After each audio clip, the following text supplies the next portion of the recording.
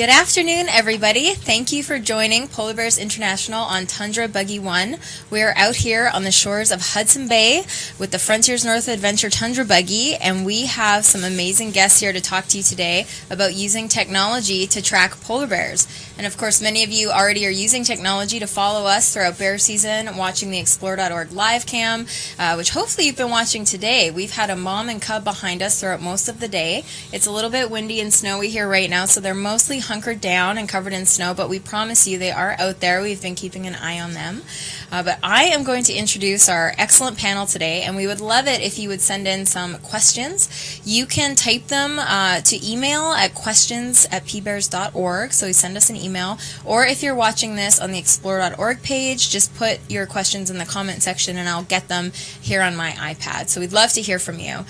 First, I'm going to go down the line here. I'll start with my colleague, BJ. Can you introduce yourself? Sure. My name is BJ Kirchhofer, and I work for Polar Bears International. I get a really cool job. I get to spend part of my year here on Buggy 1, broadcasting in the classrooms and talking about science. And then the other part of the year, I get to go into the field and work with polar bears. Thanks, BJ. And Charlie? My name is Charlie Welch. I'm working research and technology. I get to work on technology to aid in applications, and also get to work on a variety of aerospace applications as well. Thank you. And Nick? I'm Dr. Nicholas Pilfold. I work at the Institute for Conservation Research at San Diego Zoo Global. I also have a great job.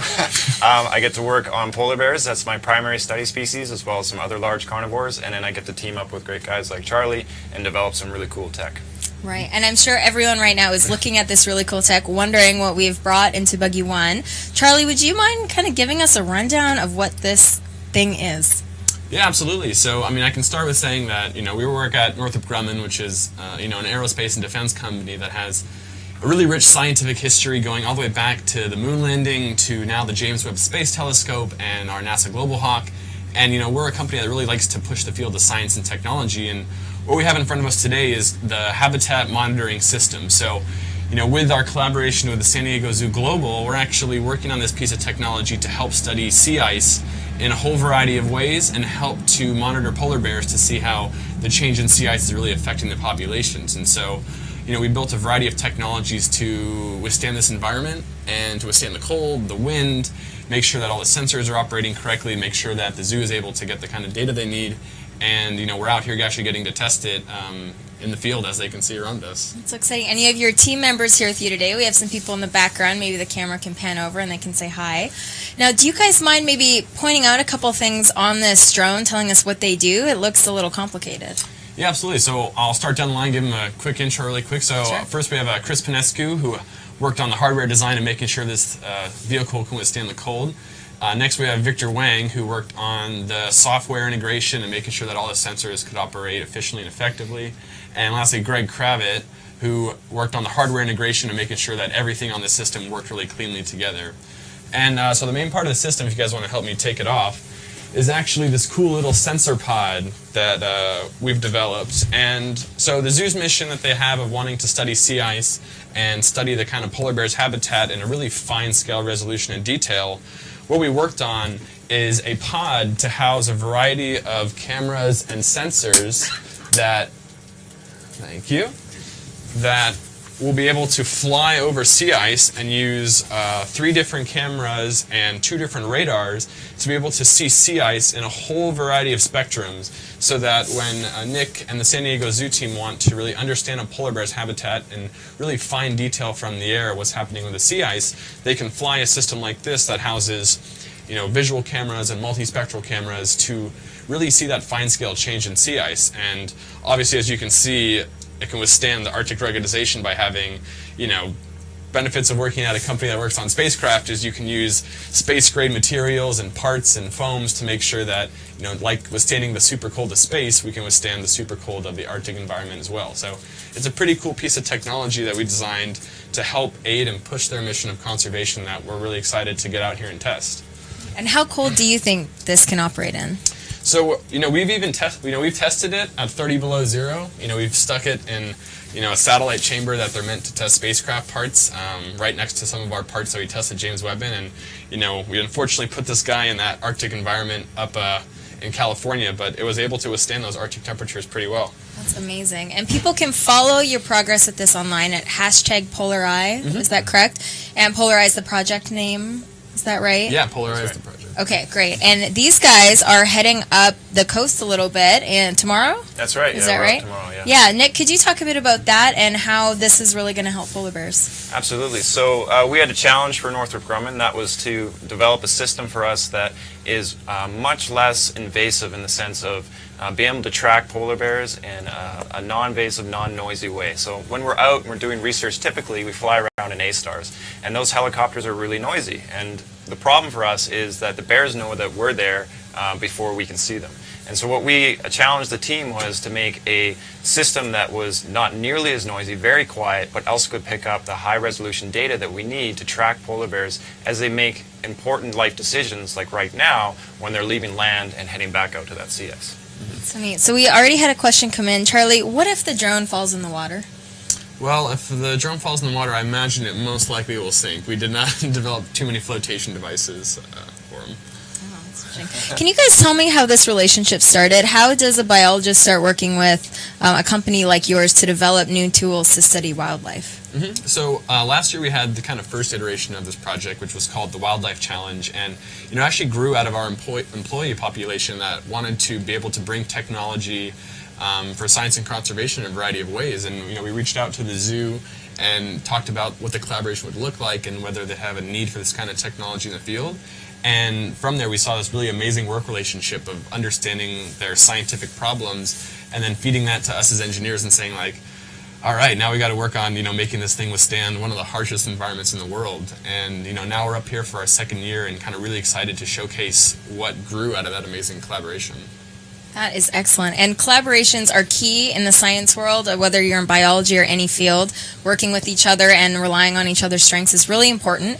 And at Polar Bears International, we do similar projects that rely on collaborations. And one, we are collaborating also with the San Diego Zoo Global. But BJ, maybe you can start talking about that because it is a project that you started a while ago.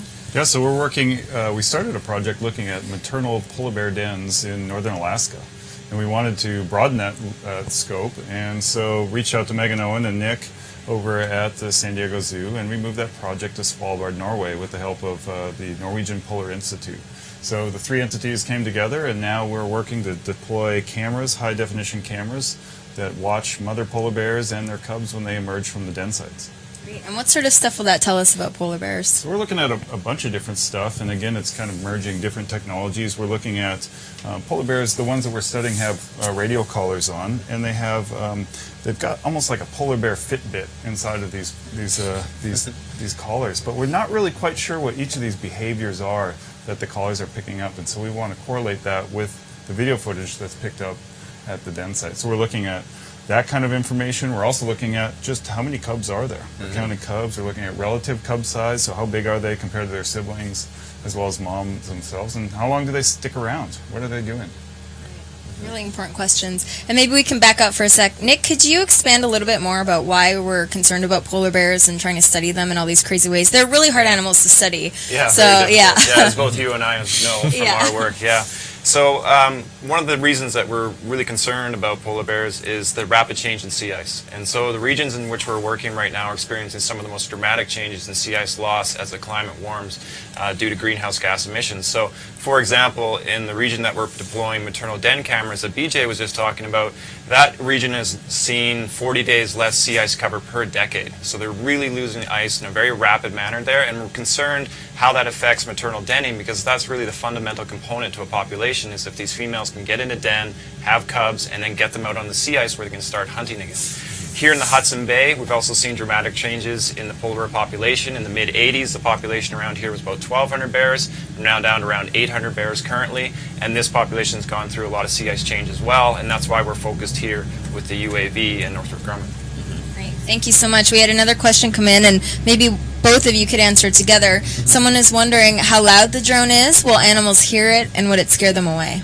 So that is a really key question for us, and it's actually part of our research that we're doing now. So what we have with us is a really high quality microphone, and we're going to be taking information on the sound of the unit at different heights. to make sure that when we do deploy this unit to do polar bear observation, it's in a non-invasive manner.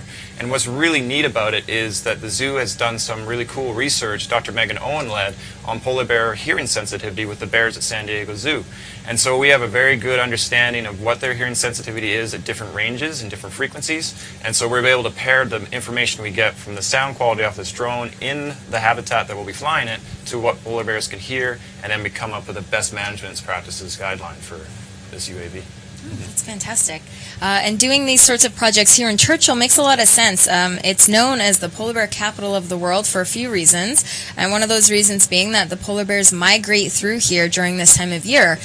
In the summer, there's no sea ice in Hudson Bay, so the polar bears are on shore, and right around now, when the sea ice should be freezing up, the bears come back to shore and kind of get first in the dinner line, so it's a great spot to see polar bears, and that's why they're so well studied here, and it makes a great location to try pilot projects. And we are also at Polar Bears International trying another pilot project this fall, and maybe BJ, you could talk a bit about that. Totally. So I think this kind of falls into another tool in the toolbox. It doesn't matter if it's for scientists or if it's for resource managers. And what we're looking at is using what they call a compact surveillance radar, a radar system that's designed to track targets, human-sized, moving into a certain area. And so we've taken these very small radar panels. They're about this big, and we've put them on the community center in Churchill. So this is the building that houses the school, the hospital, also the swimming pool and the bowling alley. So it's pretty heavily used building, and it's also right along the coast and one of the places that's most exposed to the coastline. And so polar bears would be easily spotted from this building, but maybe people aren't always watching. And so the whole idea behind this project is to see if we can see polar bears coming in and then alert the people that would then take care of the bears. And ideally, if this works, this is something that hopefully we could provide to northern communities farther north. So one thing we're seeing as sea ice declines in this area and other areas across the north, polar bears are spending more time on land and coming into more contact with people.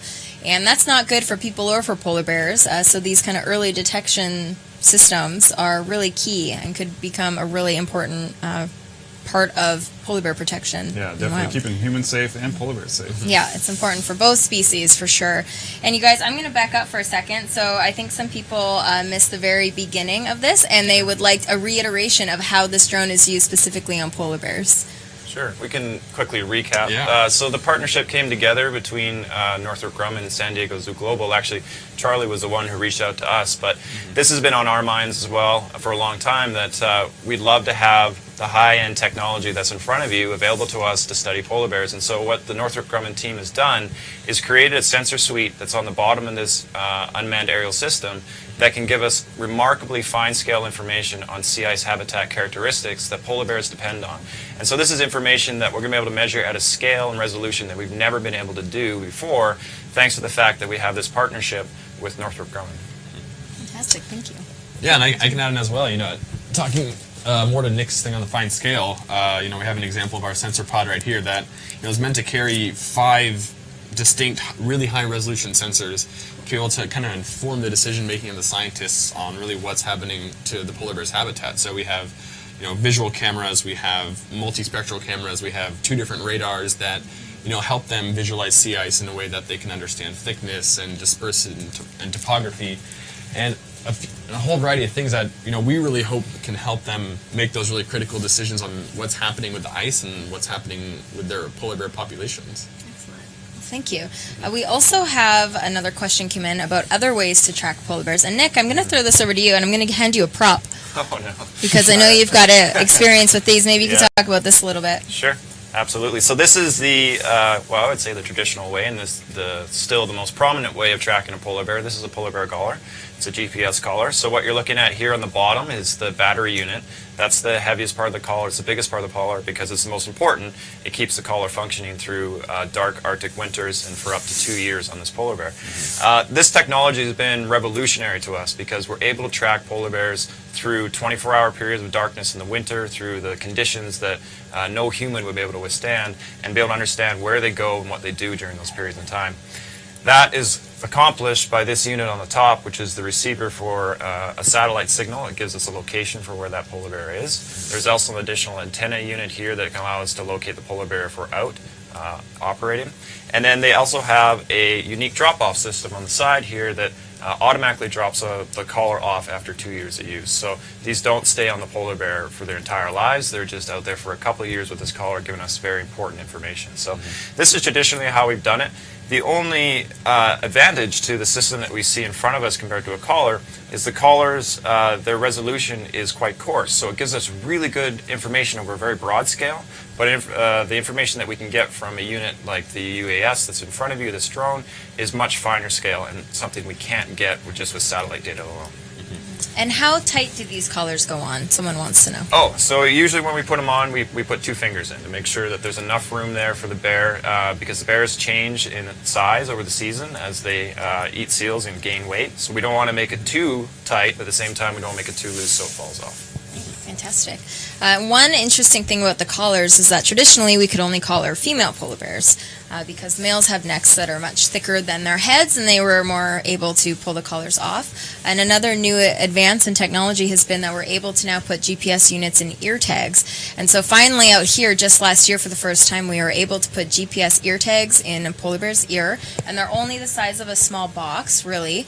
And we are finally getting data on where the males are going and even where subadults are going. So those are like the teenagers of the bears. And those demographics are really important for us to know more about, and having better information about the entire population is going to help us protect them better and make better decisions for their future. We've got a couple more questions about the drone. An interesting one. Polar bears have a great sense of smell. Are they going to smell this? That's a great question. That might be actually. I had never thought about that actually. I actually hadn't thought about that. Yeah. The primary thing we've been thinking about is sound. Yeah. But one of the things that we're going to do with this unit when we're out there is, if we do encounter a polar bear and we fly over, is to understand what kind of behavioral response we're getting from that bear. Great. And so, you know, if it's a sound thing primarily, we might expect the bear to pick it up a little bit earlier than smell, because this is a battery-powered unit, so there's no emissions off the unit at all, so there's nothing that's really going to give a scent trail for where the unit will be coming in. Yeah, how is this powered specifically, and how long will it last? So it's an all-electric battery-powered system, cool. which, you know, was one of the huge challenges of making sure the batteries stay warm, because Totally. batteries hate cold more than anything. Yeah, we know that well. Yeah. So, you know, our team did a phenomenal job of designing and rapid prototyping and testing, you know, what this environment's going to look like. And, you know, with our full insulation suite covering the batteries, we can get about, 25 minutes to 30 minutes of flight time on this guy. That's pretty impressive. Now, BJ, with your maternal den cams and even the RF spotter, how are those things being powered? We use, you guys are using lithium battery in these? Yeah, we use lithium batteries, just Cool. really, really big ones. They're about, we have about 60 pounds of lithium batteries in the maternal den system. Yeah. That's impressive. Yeah, and maybe for those of you that are watching via explore.org, you may watch our Cape cams occasionally. Very great cams, run all year round. Could you talk a bit about how you power those? And BJ was just out there a couple days ago doing some upkeep on them. Yeah, sure. So if you've tuned into the Cape Churchill camera, we've got an old research tower out there that Dr. Ian Sterling put up. I think it was maybe late 60s, early 70s, to look at polar bear behavior. We've taken that tower and we've put a methanol fuel cell in there. We've put solar panels on the outside, and we've put a wind generator up on top. And between the 3 of those alternative energy sources, we're able to power those the 2 cameras on there, as well as the radio equipment that brings the signal back to town.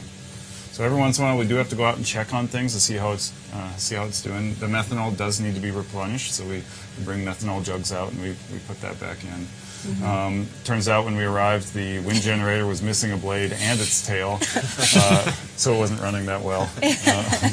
So we tried to fix that up, and hopefully that will last us through the winter. Yeah, the winds get crazy out at Cape Churchill, as, again, those of you that watch that cam know. And that's another question. What kind of winds can this drone sustain? We were trying to sleep out here the other night. It was 90-kilometer-an-hour winds gusting, and it was hard to even walk. Yeah, It's crazy. Yeah. I mean, definitely not that high. Mostly commercial aircraft's not flying. We're not going to fly either. Yeah, fair enough. But we have a safety cutoff around 25 miles an hour that we want to make sure that to do their mission day in and day out and see the sea ice change, we don't want to risk it too much. And we have and for our pilots and our ground station as well, sitting out in the cold and flying where you can't move your hands or anything else, and that amount of wind and cold is also pretty burdensome. So, right on 25 miles an hour is normally our cutoff for what we see as like a safe operation. Yeah, that seems reasonable. Yeah. BJ, we have another question I'm going to pass to you and Bridget to the technology again that you've used. Is it true that you can't see polar bears with thermographic cameras? Well, you can actually, and we had one out here last year. We used a FLIR camera and was photographing a polar bear right from the back deck of Buggy 1. So you can definitely see them.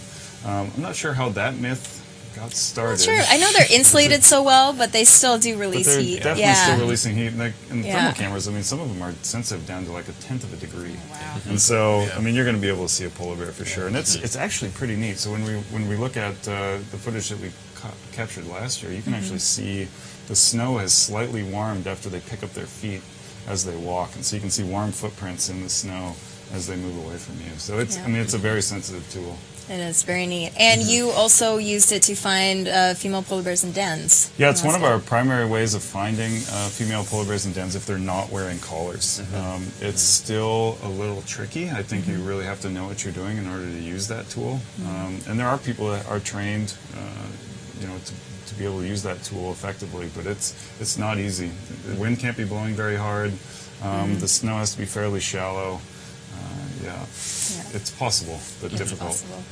Well, what I'd like to do now, because I think we have a lot of students watching that are pretty interested, I'll maybe start with Nick and go down. If you guys could talk briefly about kind of how you got into your job and what you like about your job, I think that would be really helpful for some students out there. Yeah, absolutely. So I've always sort of been connected with biology ever since I was a kid because I grew up on a farm. You know, I had dogs and chickens and horses, and we had lots of acreage, and bears would wander in our property and out of our property, so there was always that connection.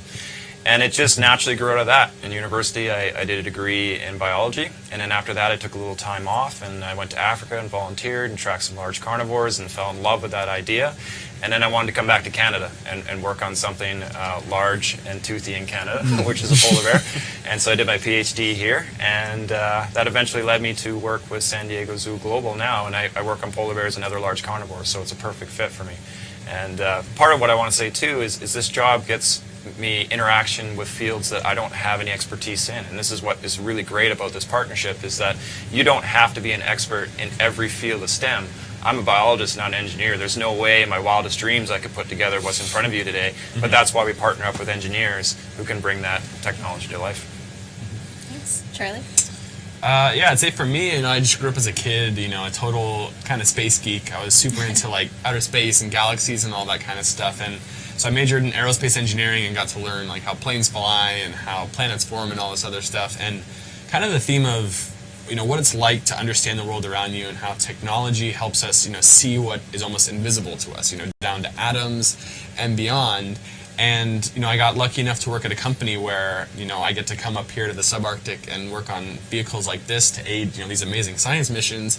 And I also get to go in the lab and see space telescopes that are going out to look, you know, all the way back to the Big Bang. And so, you know, that kind of passion of really diving into this amazing world around us from small to big and from human to polar bear is, you know, I think just drew me to this field that I'm almost obsessed with. I'm like in love with it. You know, I get so excited to come up here and work with our amazing team, and, you know, work with Nick and the San Diego Zoo, who just every time we're sitting alone, just kind of hanging out, like we're just kind of firing off polar bear questions and wildlife questions, like, how do they do this? Like, oh, okay, that's so cool. Like, I can't believe they could even do that.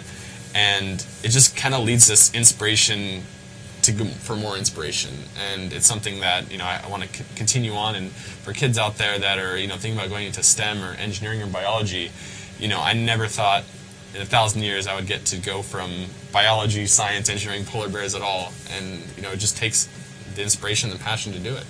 Oh, that's awesome. Thank you. BJ? Yeah, so I spent a lot of time out of the doors when I was a kid as well, and really enjoyed that. And went through school, actually studied photography in university, and met a photographer. And he was really into conservation, and so he kind of helped me along in that field and introduced me to some really neat people here at Polar Bears International. So that's kind of what brought me up here, and I think one of the really special things, like you guys have talked about, working at PBI, is we do partner with a lot of different folks, and we get to talk about this stuff and we get to use it in the field. So it's really a lot of working with people of a variety of backgrounds that, you know, you can do really cool projects just like this.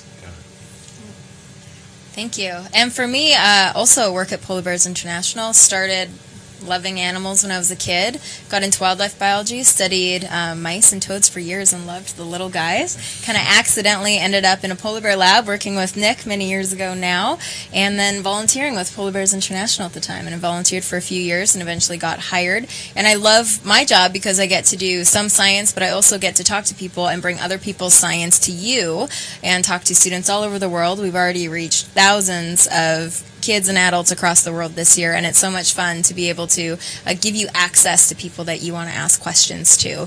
And I maybe will wrap up on one last question, and I'll shoot it to you, Nick, and then BJ and I will take part of it too. But what's the best thing that people can do to help polar bears wherever they are at? It's absolutely reducing your carbon footprint. And I know that's probably a message you've heard over and over, and sometimes people look at climate change like it's insolvable on an individual scale because they think it's a global issue, and if governments can't do anything about it, well, then it's a wash. And there's nothing further from the truth for that. Everybody has an impact, and we can all make a difference in terms of what we do, whether it's taking vacations that are closer to home, buying food that's locally sourced, just being aware of the steps that you can take as an individual to lower your carbon footprint. Myself, my big point is I don't own a car, and I live close to where I work, and I ride my bike, and that for me helps lower my carbon footprint and make that difference that I think is really important, not only for polar bears but for a lot of other species. Polar bears are the sort of the canary in the coal mine for us, but climate change is affecting all the species across this planet, so we need to be really aware of it. Thanks, Nick. Yeah, and I think I would add that that people should be an advocate for green energy. There's some really cool stuff that's coming, and just because we are using something that's currently people have used for a long time, like internal combustion engines or something, whatever's in your car, it doesn't mean it's the best thing. There's some really neat stuff that's coming down. I think it's going to become, we'll be able to lead better lives because of the neat stuff. So be an advocate for the new stuff that's coming in, and vote for good people that take care of this planet, or will take care of this planet. Totally.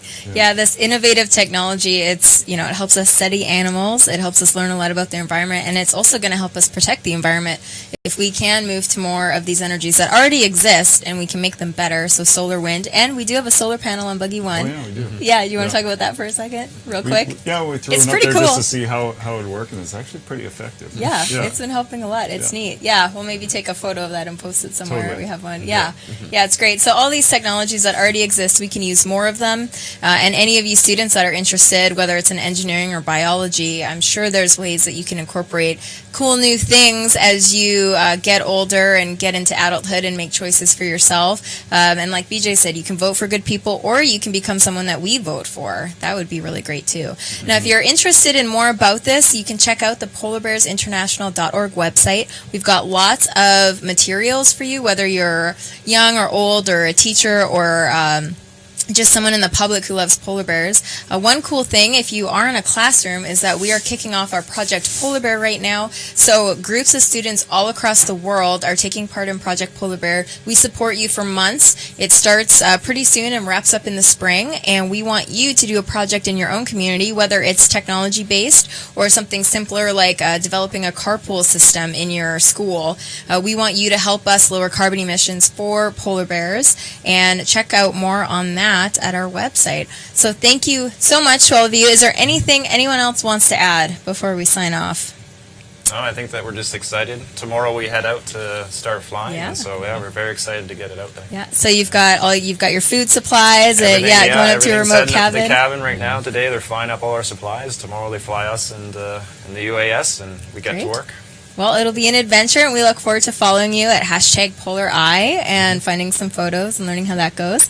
Yeah, and continue to follow our projects too, and you will maybe be back in Svalbard together in the spring potentially for more maternal denning. Yeah, lots of cool technology being used. And thanks to this other team off the side here. I don't know if we can swing it around real quick. Thanks, Bradley Hampson on the cam there. Thanks, guys. You're an awesome team. It's been really great working with all of you today. It's been fun to meet you all. So thanks to Northrop Grumman and the San Diego Zoo Global, and us at Polar Bears International. Thank you, and Frontiers North Adventures and Explore.org for helping make this happen.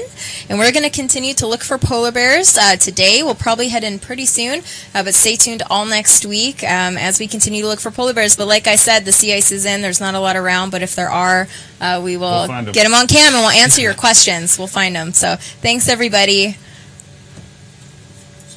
Just hit the black one. All right, BJ's going to turn us off. Bye. There we go. Sorry for.